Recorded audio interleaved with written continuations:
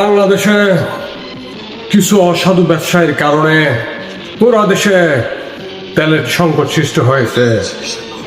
কারণ তারা তাদের লাভের জন্য তারা পুরা জাতিকে তেলের সংকট সৃষ্টি করার মতো পরিবেশ তৈরি করে দিচ্ছে। তারা তারা এই দেশকে ভালোবাসে না, এই দেশের মানুষকে ভালোবাসে না। তারা শুধু তাদের সত্যটা দেখেছে, এই দেশের সত্য তারা দেখে নাই।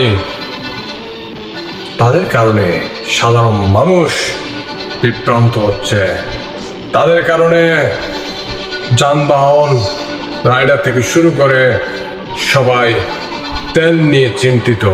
এই কিছু অসাধু ব্যবসায়ীরা আমাদের এই দেশটাকে, আমাদের এই দেশের মানুষগুলোকে জিম্মি করে রেখেছে। তাদের বিরুদ্ধে যার যার জায়গা থেকে প্রতিরোধ করে তুলুন। কারণ তাদের বিরুদ্ধে যদি আমরা প্রতিরোধ না গড়ে তুলি, তাহলে পরবর্তীতে আরো বড় বড় সংকট তারা সৃষ্টি করবে, যার ফলে এই দেশ, এই জাতের দুর্ভিক্ষ শুরু হবে এই দেশের সাধারণ মানুষের আহাজারি। তাই আসুন প্রতিরোধ গড়ে তুলি তাদের বিরুদ্ধে।